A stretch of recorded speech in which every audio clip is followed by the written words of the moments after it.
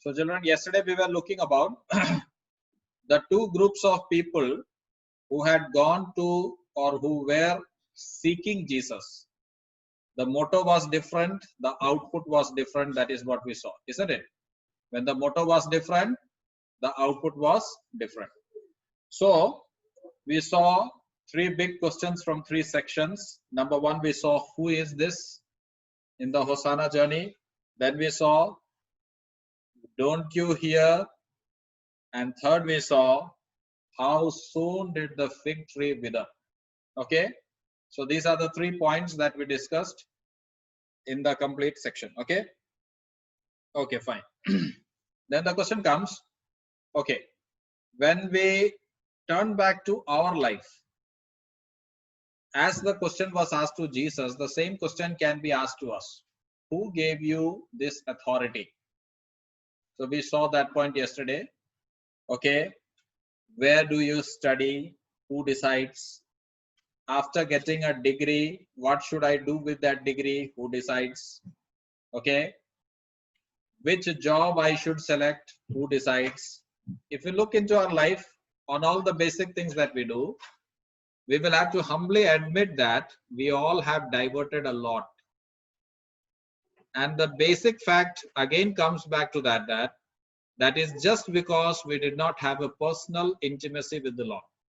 Okay, that you will always find that is the reason. Okay, do we ask the Lord every time we have to make a decision, or do we decide ourselves and then tell the Lord? Very important thing. You will find that which college you should get admitted. Okay, I got it there, I went there. What should I do? Okay, I got this job, I did it. That type of attitude comes in our Christian life, and we forget that we should have that authority given to our Lord, our Master, isn't it? He should have that authority in our life. May God enable us in that. I think I had discussed this earlier, but once again I am repeating this to you. In a Christmas scene, I think I had repeated this. In a Christmas scene, they made Joseph actual. A man was standing there like Joseph. Then there was a girl standing there like Mary. Okay, the shepherds were real. Okay, the wise men who came to worship, they were all real people who were standing and acting. But there was a manger in which a small doll was kept. Okay, the baby Jesus was a doll. Rest every people who were standing there, they were real. Wise men were real. Jesus was born. Jesus means Mary was real girl who was acting. Joseph real girl. Then somebody asked, when everything is real, why is not Jesus real? The baby Jesus, why is that baby Jesus not real? When that question was asked, the organizer says that if we keep the baby Jesus real, there will be a lot of disturbance. Okay, if we keep the baby Jesus real, what will happen? There will be a lot of disturbance. Very much noise will be there. Though it is telling us a story, it is reminding us of the correct fact. If Jesus is real, there will be a lot of noise in my life. Many things will change. It will not be as it is looking. Okay, many things will be changed, and a new sound will be produced when that Jesus is real in our life. Let us try to understand these things better. Okay, somebody said like this: the Red Sea obeyed. Okay, the Red Sea obeyed. Then cocks all kept silent. Which day? Only one crowed. All other cocks kept silent. Which was that day? When Peter was disobeying, isn't it? When he was just speaking against. Okay, that day we see that there only one cock crowed. That's what Bible is saying. Where were the other cocks? Why didn't they crow? Usually we see that when one cock starts crowing, others will also start repeating. But there we don't find any such thing. We see that only one cock crowed. Others kept silent. Point to be noted. The other cocks kept silent. Okay. Then, when all else obey, what about man? When the nature can obey, when the animals can obey, when the plants can obey, then the question comes, what about man? Why does man find it so difficult to obey? Okay, usually we all fall into that. That never means that we have got a license to do it and say sorry. Wherever we understand our fault is there, we should try to rectify it. We should try to correct it. When sea can obey, when cocks can obey, when plants can obey, okay, when fishes can obey, Jonah, in the case of story of Jonah, we see when fishes can obey, the biggest creation of the creator. Is he really a doll in my life? I humbly admit that I have done several mistakes. Does that make that I cannot correct and go back ahead? I can. Okay. Is Jesus really a doll as we saw in this story? If he is a doll, then everything will not work. Okay.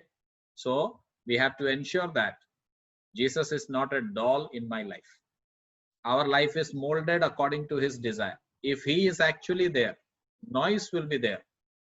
A new environment will be there. Many things will be rectified and corrected, and we will be able to praise him more. Okay. Every day, a human being makes many decisions.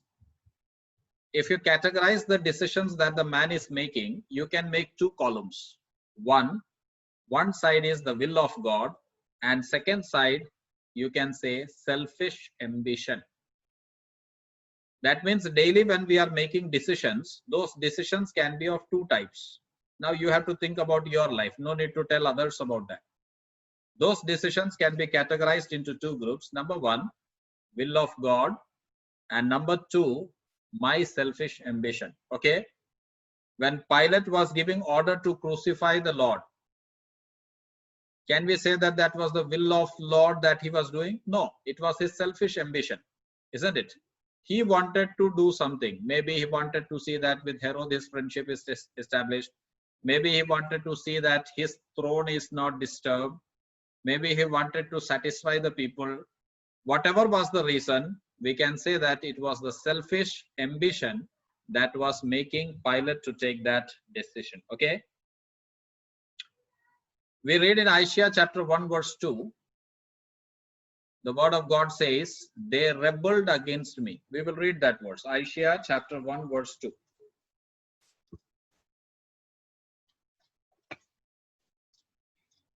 Isaiah chapter 1 verse 2.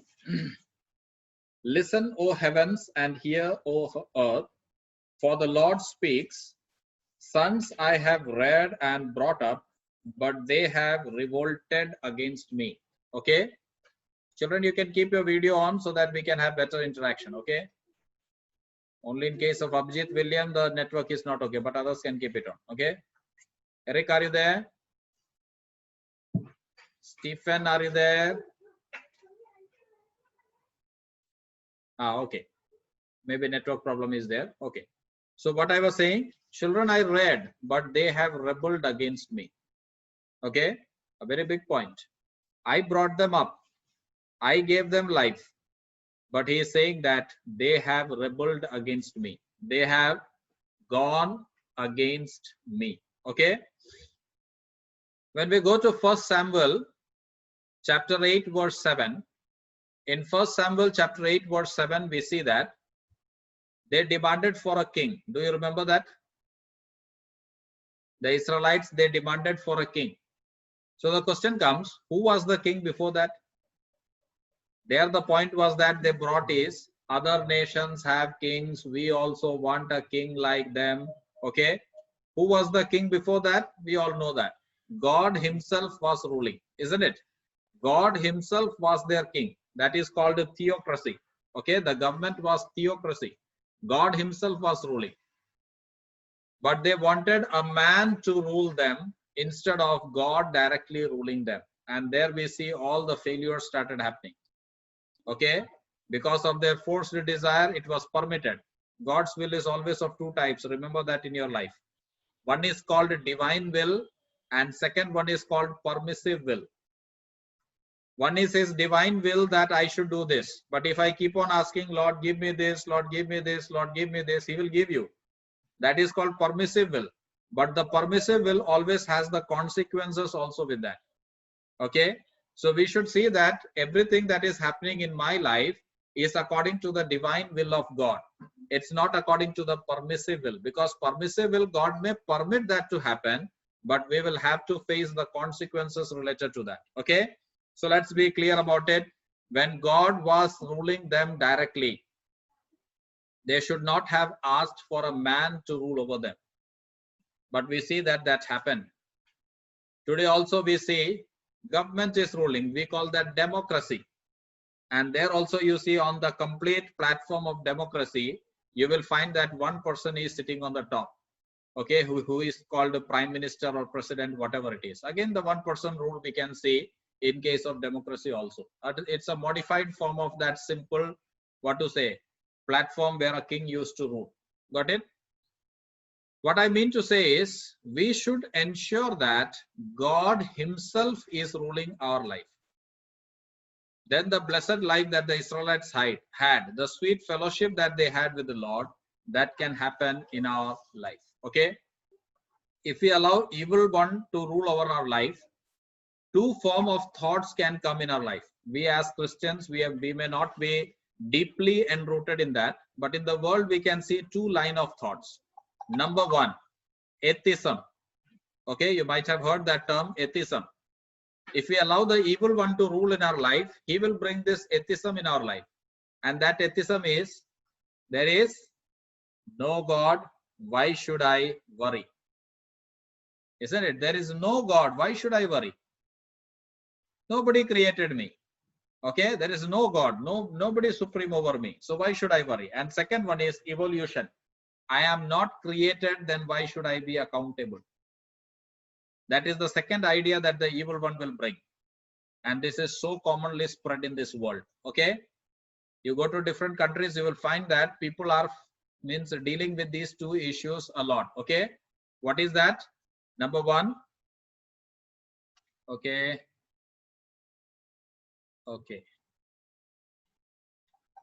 number one, what did I say? Number one, I say atheism.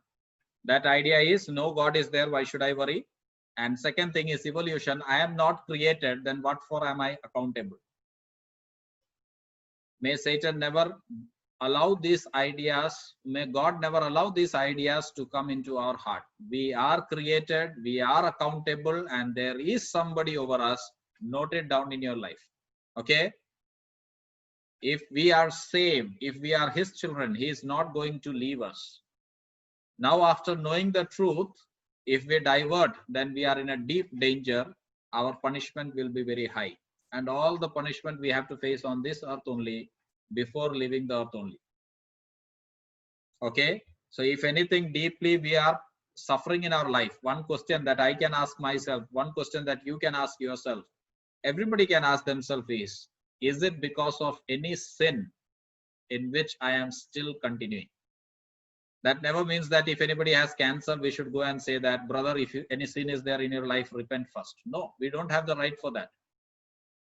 Cancer and every disease is not coming because of anybody's sin. But one question is there. Is it because of any sin that is happening in my life? If it is, I should not continue in that. I should repent and return back before the stick becomes very severe for me. If we are God's people, we will have to give an account. He is there supreme over us. We are created beings. We are the topmost creation, and he is never going to leave us. He is always with us, and we are accountable in his presence. Okay, as believers, if we understand that he is the supreme authority to whom we are accountable, then we will be very easily accountable to our parents, our elders, our church, our elders. Okay, all these platforms will become very easy for us to adjust if we believe that he is the supreme controller. We are accountable for him. May God help us to understand this.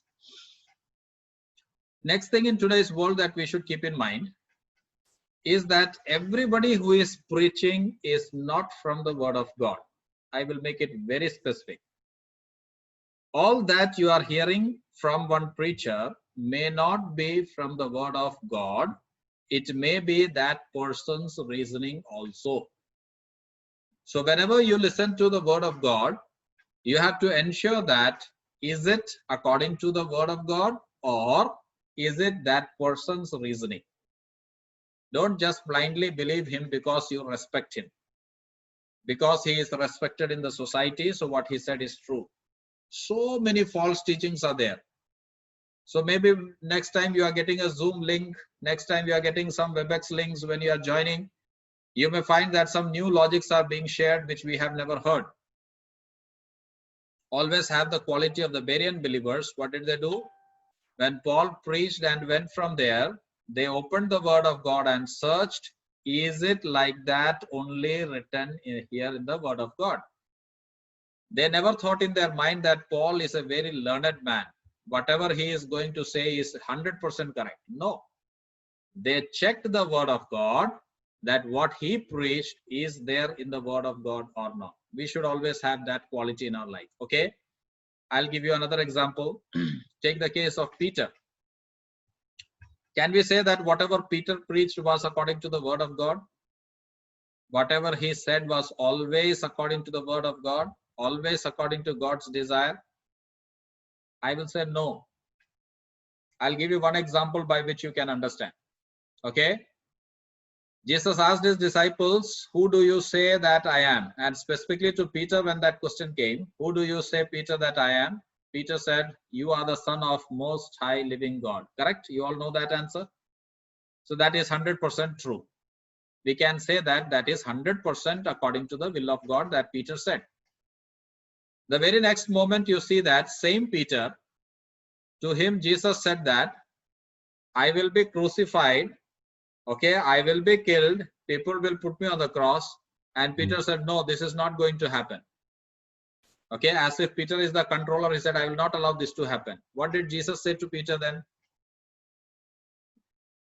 Get behind me, Satan. That's the word used there. Get behind me, Satan. That means you are not talking according to the will of God. You are talking according to your emotions. You are talking according to your feeling. You are not talking according to the will of God. And it was used the word, get behind me, Satan. What does this mean? Same person. He said, you are the Son of Most High God. Very true. The next moment he is saying something which is not according to the word of God. So whenever we are listening to even super hit preachers, we don't know their spiritual status. We don't know their spiritual understanding. We are nobody to judge them. But if we are sitting to listen to the word, we have to understand, is it according to the word of God? And if we have any doubt, we should study more about it, looking to the Lord. Okay? Be willing to obey when you get some input. Don't just keep listening. That's what I told you 2 days before also, isn't it? So many listenings are there. Hold on to what we are learning. That is more important. Like, for example, after teaching this, I am going to shut down my laptop. I'm going out and having a cigarette in my hand. What is the benefit of this teaching then? If I'm continuing in any habitual sin like that, what is the benefit of this teaching? Nothing is going to work. God will understand that whatever we are doing is just fake. So wherever we are wrong, personally, wherever I am wrong, I should ensure that that mistake is not continuously repeated in my life. Okay? I rectify it, I correct it. I should be willing to obey. Next 1 week is before us. If we are alive, if this world is running like this, Monday we will sit together again in the presence of the Lord. May God give us the grace to understand that we should be willing to obey Him. Okay? We should be willing to obey Him. We should keep in our mind that we are, created beings. We are accountable. Atheism is not going to work. Evolution theory is not true. And we have to give an account of the life that God has given in our life. Okay? Repentance can be seen when Ezra started reading the scroll. What repentance do we see there?